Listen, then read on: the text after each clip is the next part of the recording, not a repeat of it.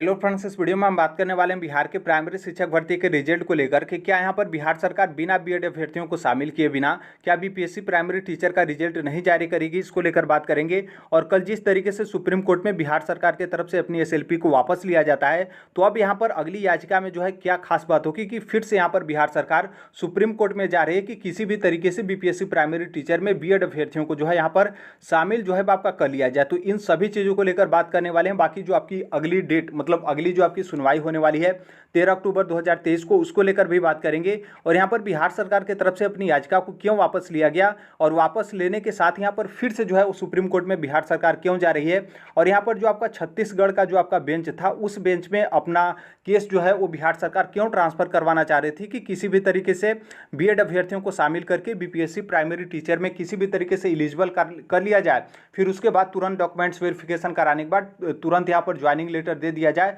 फिर उसके बाद में जो आपका होगा वो यहाँ पर जो है आपका देखा जाएगा। तो एक तरीके से बिहार सरकार की मंशा क्या है उसके बारे में भी इस वीडियो में जो है आपको पता जो है वो चल जाएगा। तो एक एक करके बात करने वाले हैं, सभी चीज़ को बात करेंगे, जो आपका महत्वपूर्ण होगा उसी को यहाँ पर जो है वो देखेंगे, ताकि आपका कम समय में जो आपका अधिक से अधिक जानकारी हो या फिर प्राइमरी टीचर का जो आपका अभी जो आपका मामला विवादित चला है उसके बारे में आपको अच्छी खासी जानकारी जो है आपका हो जाए और यहाँ पर मंशा जो है वो सरकार का पता चल जाए। आगे बात करेंगे उससे पहले बता दें कि यदि आप इस टीचर में जो शामिल थे तो उनको यहाँ पर जो है सुप्रीम कोर्ट की तरफ से आपकी राहत जो है आपकी नहीं मिली है। अब यहाँ पर देखेंगे तो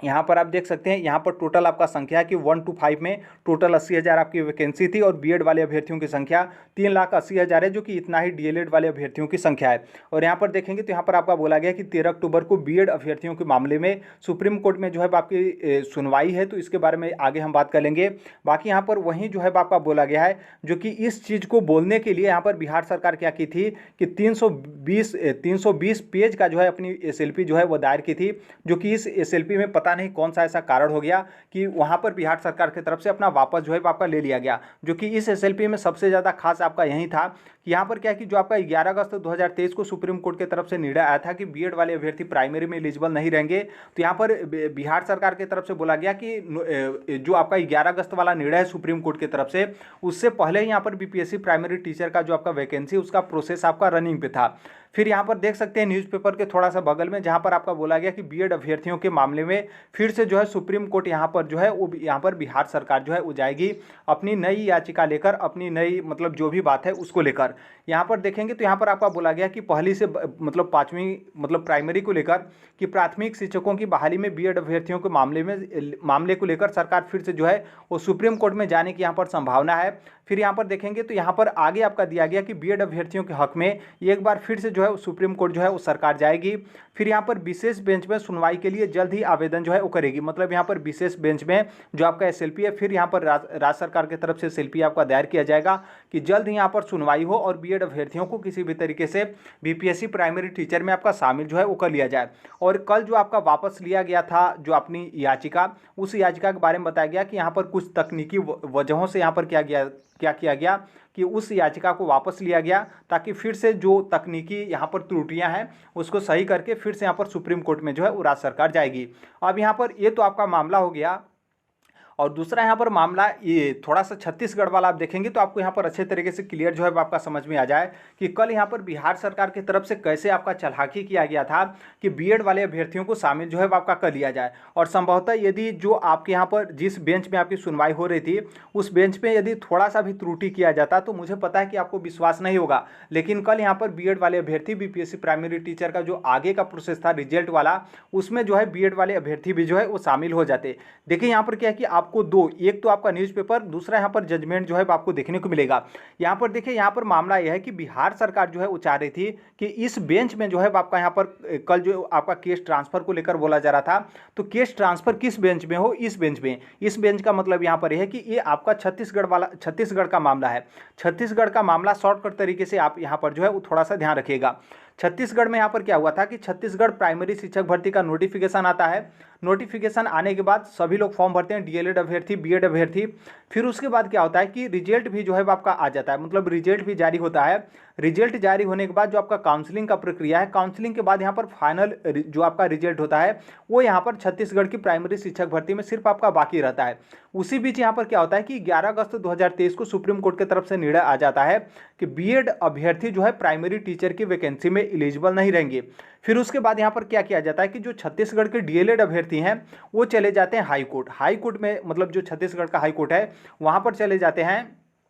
फिर यहाँ पर छत्तीसगढ़ का हाई कोर्ट की तरफ से जो आपका निर्णय आता है, जो आपका सुप्रीम कोर्ट का निर्णय था वहीं, मतलब यहाँ पर क्या है कि छत्तीसगढ़ प्राइमरी टीचर की वैकेंसी में बीएड वाले अभ्यर्थियों को मतलब उन पे यहाँ पर रोक लगा दिया जाता है, उनको बाहर किया जाता है। और उसके अलावा जो डीएलएड वाले अभ्यर्थी हैं उनको लेकर उनको शामिल करके जो आपकी प्राइमरी टीचर की आपकी छत्तीसगढ़ की वैकेंसी थी जो कि काउंसलिंग का प्रक्रिया था, तो उसमें यहाँ पर रनिंग को लेकर जो है वो छत्तीसगढ़ हाई कोर्ट की तरफ से जो है आपका बोला जाता है। फिर जैसे यहाँ पर बीएड वाले अभ्यर्थियों पर रोक लगता है तो बीएड वाले अभ्यर्थी कहाँ चले जाते हैं, बीएड वाले अभ्यर्थी चले जाते हैं सुप्रीम कोर्ट। सुप्रीम कोर्ट जाते हैं तो सुप्रीम कोर्ट क्या होता है, सुप्रीम कोर्ट क्या करता है कि जो हाई कोर्ट की तरफ से रोक लगाया गया था उसको यहाँ पर हटा दिया जाता है और सुप्रीम कोर्ट की तरफ से बोला जाता है कि ये जो आपका छत्तीसगढ़ प्राइमरी टीचर का जो आपका आगे का प्रोसेस है, जो आपका काउंसलिंग के बाद फाइनल जो आपका रिजल्ट है, फाइनल आपका ज्वाइनिंग है, उसमें यहाँ पर क्या किया जाए कि बीएड वाले अभ्यर्थियों को भी जो है वो शामिल किया जाए। जो कि जब ऐसा निर्णय आता है तो आप यहाँ पर न्यूज़पेपर में जो है वो देख सकते हैं। यहाँ पर आप देखेंगे तो 30/8/2023 का आपका न्यूज़पेपर है। यहाँ पर आपका बोला गया कि शिक्षक भर्ती में बीएड मुद्दे पर लगी रोक जो है वो सुप्रीम कोर्ट ने हटाई। मतलब यहाँ पर जो हाई कोर्ट ने रोक लगाया था बीएड अभ्यर्थियों को छत्तीसगढ़ प्राइमरी शिक्षक भर्ती में, तो यहाँ पर सुप्रीम कोर्ट की तरफ से हटा दिया गया। तो अब यहाँ पर क्या है कि बिहार सरकार इसी बेंच में जो है वो जाना चाह रही थी, क्योंकि यहाँ पर बिहार सरकार का कहना था कि छत्तीसगढ़ वाला जो मामला था, मतलब छत्तीसगढ़ की जो आपकी वैकेंसी थी प्राइमरी टीचर की वैकेंसी, उसी तरीके से सेम आपका मामला जो है बिहार सरकार का भी है। हालांकि बिहार का बीपीएससी प्राइमरी टीचर का थोड़ा सा इसके अलग है, क्योंकि छत्तीसगढ़ की प्राइमरी टीचर की जो वैकेंसी थी उसका जो आपका प्रोसेस है वो आपका काफ़ी आगे जो है वो आपका चला जाता है। फिर यहाँ पर आपको पता है कि यहाँ पर जैसे सुप्रीम कोर्ट की तरफ से हाई कोर्ट के रोक को हटाया जाता है तो फिर यहाँ पर क्या किया जाता है कि 25/9/2023 मतलब 25 सितंबर 2023 को यहाँ पर क्या होता है कि काउंसलिंग में भी जो आपका प्राइमरी टीचर की वैकेंसी थी उसमें बीएड वाले अभ्यर्थियों को भी शामिल किया जाता है। फिर यहाँ पर 25/9/2023 को बीएड वाले अभ्यर्थियों को भी यहाँ पर नियुक्ति पत्र दे दिया जाता है शर्त के साथ। शर्त वहाँ पर यह था कि छत्तीसगढ़ का जो आपका हाई कोर्ट का मामला था वो आपका फाइनल जो है वो आपका निर्णय नहीं था, तो यहाँ पर सुप्रीम कोर्ट की तरफ से या फिर जो भी आपके कोर्ट के निर्णय थे उसमें यही बोला जाता है कि बीएड वाले अभ्यर्थियों को भी नियुक्ति पत्र दिया जाए, लेकिन अंतिम आदेश जो होगा वो आपका छत्तीसगढ़ हाई कोर्ट के अधीन रहेगा। मतलब छत्तीसगढ़ हाई कोर्ट की तरफ से बाद में मान लीजिए बीएड वाले अभ्यर्थियों के पक्ष में फैसला आपका नहीं आता है, बीएड वाले अभ्यर्थियों को बाहर किया जाता है, तो बीएड वाले अभ्यर्थी नौकरी पाने के बाद भी यहाँ पर जब निर्णय आपके पक्ष में नहीं होगा तो आप लोगों को यहाँ पर घर पे जो है मतलब वापस जो है आपका आना पड़ेगा। तो ये आपका पूरा जो है आपका छत्तीसगढ़ का मामला था। अब यहाँ पर कल जो आपका सुप्रीम कोर्ट में सुनवाई था बिहार सरकार वाला, उसको आप यहाँ पर जो है वो थोड़ा सा ध्यान रखिएगा। यहाँ पर आपका मामला क्या था कि कल आपका सुनवाई हुआ, सुनवाई में जो डीएलएड पक्ष के वकील थे वो भी अपनी बात रखे, बीएड पक्ष के वकील थे वो भी अपनी बात रखे। फिर यहाँ पर जो आपका अगला जो आपका स्टेज होता है, मतलब यहाँ पर क्या होता है कि जिस बेंच में आपकी सुनवाई हो रही थी उस बेंच से यहाँ पर क्या होता है कि अगली बेंच में जो है आपके केस को ट्रांसफर करने को लेकर जो है आपका बात चलता है। तो फिर यहाँ पर केस ट्रांसफर करने को लेकर जब आपका मतलब आगे का प्रोसेस होता है तो इसमें दो जो है आपका मोड़ आ जाता है। पहली मोड़ यहाँ पर यह है कि बिहार सरकार चाह रही थी कि छत्तीसगढ़ का जो आपका बेंच है, जिस बेंच में छत्तीसगढ़ वाला मामला का सुनवाई हुआ था, उस बेंच में जो है आपका बिहार का जो आपका एसएलपी था 320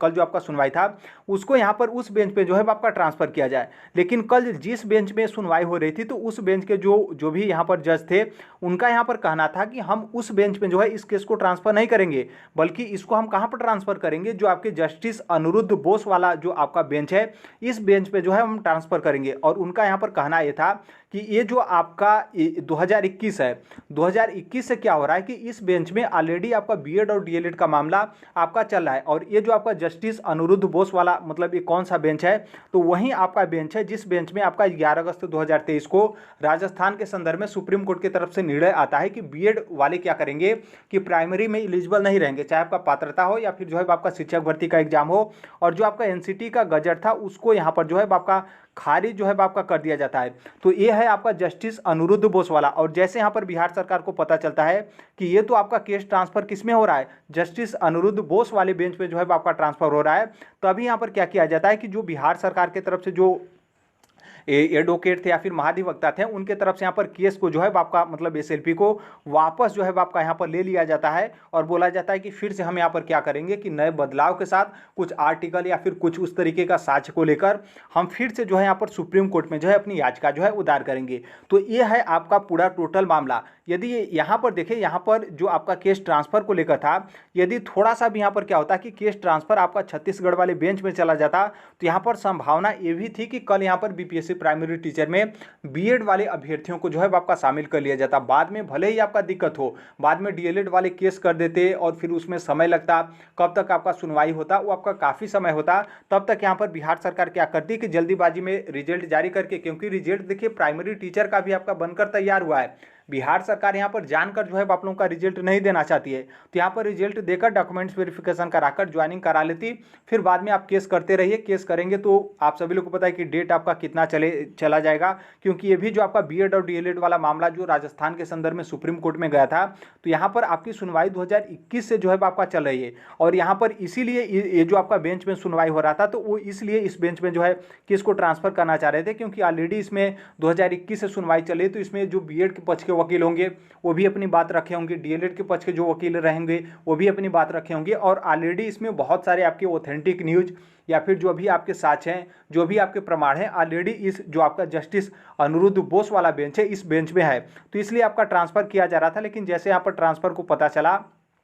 बिहार सरकार के जो वकील थे उनके तरफ से यहाँ पर केस को जो है अपनी याचिका को जो है वापस ले लिया जाता है। नॉर्मल सी बात है, यदि इनके बेंच में ये जो आपका बिहार सरकार वाला एसएलपी चला जाता, तो ये खारिज करने के अलावा कुछ भी नहीं करते। क्योंकि आप खुद सोचिए, जिस बेंच ने यहाँ पर 2021 से सुनते सुनते 11 अगस्त 2023 को, मतलब 2023 भी आप लास्ट समझिए, 2023 को यहाँ पर क्या किया जाता है कि यहाँ पर फाइनल निर्णय आपका लिया जाता है 2 साल 3 साल सुनने के बाद। और यहाँ पर हर एक चीज़, मतलब हर एक रास्ता जो है आपका बंद कर दिया जाता है बीएड अभ्यर्थियों को प्राइमरी में शामिल होने को लेकर। तो फिर इस बेंच से कैसे यहाँ पर जो है आपका राहत मिल सकता था। और ऑलरेडी इस बेंच ने बिहार सरकार को पहले भी बोला है कि बीपीएससी प्राइमरी टीचर में सिर्फ डीएलएड वाले अभ्यर्थी एलिजिबल रहेंगे, बीएड वाले अभ्यर्थी जो है एलिजिबल नहीं रहेंगे। तो ये आपका मामला हो गया। अब यहाँ पर देखिए, अब आपका यहाँ पर डाउट होगा कि मतलब क्या यहाँ पर बिहार सरकार की तरफ से तो कोर्ट में बोला गया कि हम फिर से आएंगे, तो क्या अपनी जो मानवता है बिहार सरकार का, फिर जो शिक्षा विभाग का, क्या वो फिर से यहाँ पर जो है सुप्रीम कोर्ट में जाएगी, क्या यस या फिर नो?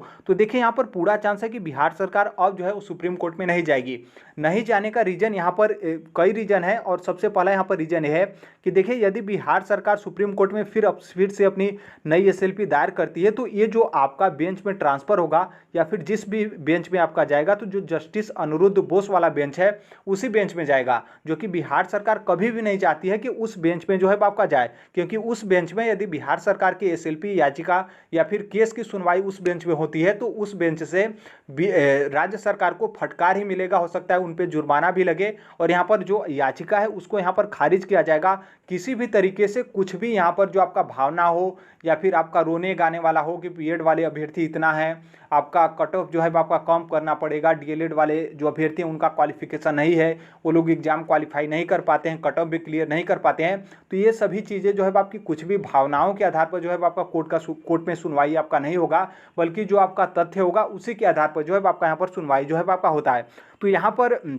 जो कल के मतलब जो जिस बेंच पे आपकी सुनवाई हो रही थी, तो उस बेंच पे यही बोला गया कि आप फिर से भी मतलब यदि मान लीजिए आप अपनी याचिका लाते हैं, तो इस याचिका को यदि मान लीजिए फाइनल अंतिम निर्णय तक नहीं पहुंचता है, तो जब आपकी याचिका को या फिर जो भी आपकी एसएलपी है उसको यदि ट्रांसफ़र किया जाएगा, तो जस्टिस अनिरुद्ध बोस वाले बेंच में ही आपका ट्रांसफ़र किया जाएगा। उसके अलावा जो आपका छत्तीसगढ़ वाला मामला था या फिर कोई और आपका मामला है, उस बेंच में जो है आपका ट्रांसफ़र नहीं किया जाएगा कि उस बेंच में आप जाइए और किसी भी तरीके से छड़ी पल के लिए बीएड वाले अभ्यर्थियों को शामिल कर लीजिए, फिर बाद में जो है आपका कोर्ट केस अपना आपस में जो है वो लड़ते रहे, गुत्थम गुत्थी होता रहे। तो इसलिए यहाँ पर पूरा संभावना है कि बिहार सरकार फिर से जो है अपनी सुप्रीम कोर्ट में याचिका जो है वो लेने नहीं जाएगी। बाकी अब देखिए बिहार सरकार की तरफ से क्या किया जाता है। हो सकता है कि बिहार सरकार ऐसा भी चाहे कि ये जो आपका बीएड और डीएलएड वाला मामला है लोकसभा इलेक्शन तक आपका उसी तरीके से रहे, क्योंकि बिहार सरकार के भी जो के पाठक हों या फिर बीपीएससी चेयरमैन हो या फिर जो भी आला अधिकारी हों, वो भी पढ़े लिखे हैं और उनको बहुत अच्छे तरीके से जो आपका 11 अगस्त वाला जो आपका जजमेंट है, उनको पता है कि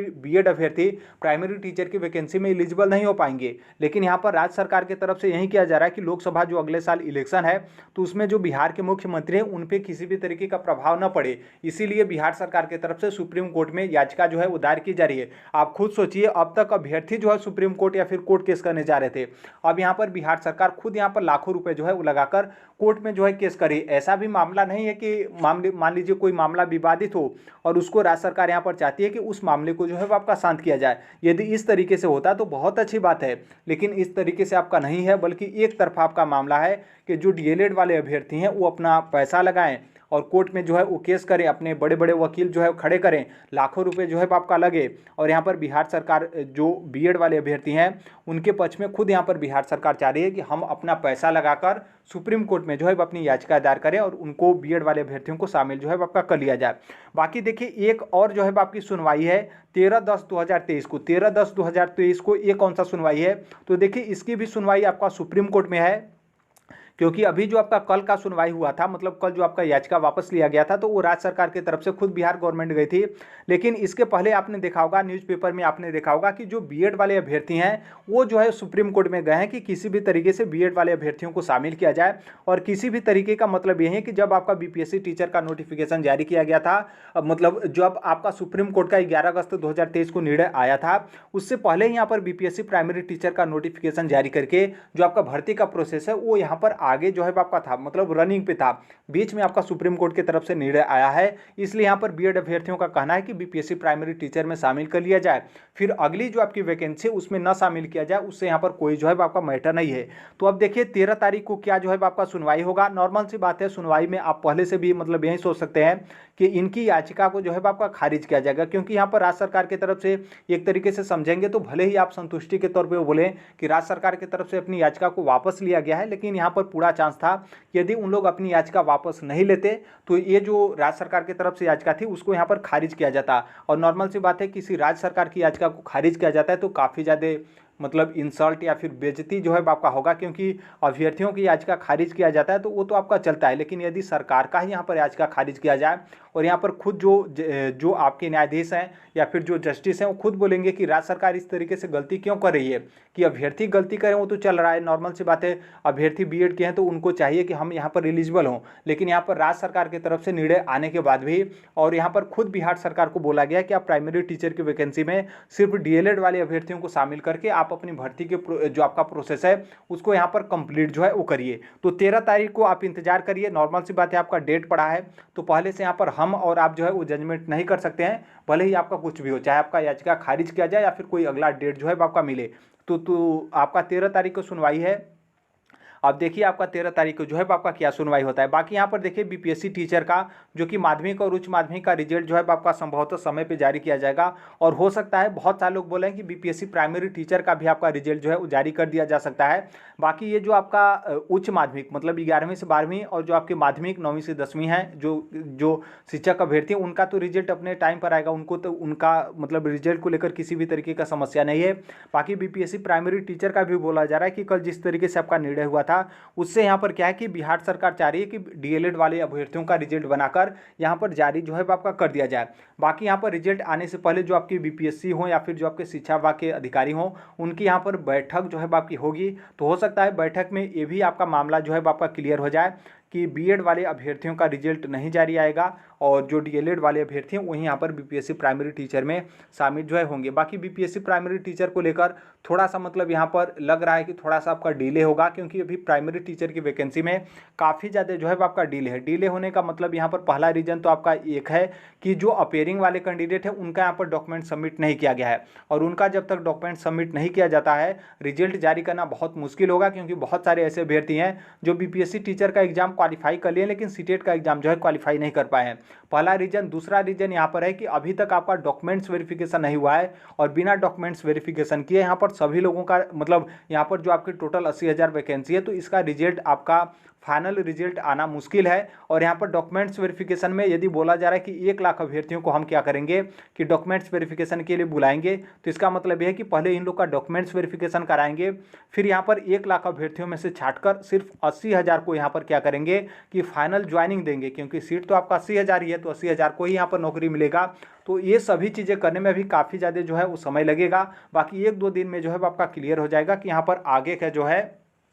वो यहाँ पर बिहार सरकार की तरफ से किया, आगे जो है वो आपका आगे का रूट किस तरीके से है। तो बाकी अभी के लिए यही अपडेट है। बाकी टेलीग्राम से आप जुड़ जाएगा, कमेंट बॉक्स में टेलीग्राम का आपको लिंक जो है वो देखने को मिलेगा। बाकी जो आपकी 8वें चरण की शिक्षक भर्ती मतलब बीपीएससी टीआरई सेकेंड है, क्योंकि यदि मान लीजिए क्षणिक पल के लिए कि आपका प्राइमरी टीचर की वैकेंसी में 1 to 5 में आपका सिलेक्शन हो जाता है, तो क्या जो आपकी टीआरई सेकेंड की मतलब 8वें चरण की जो शिक्षक भर्ती है जिसमें 6 to 8 की और 9 to 10th 11 to 12th की है, तो क्या उसमें आप यहाँ पर एलिजिबल हैं, तो क्या फॉर्म अप्लाई नहीं करेंगे? करेंगे। नॉर्मल सी बात है, सब कोई भी यहाँ पर चाहता है कि हमारा प्रमोशन हो। प्राइमरी में टीचर हैं तो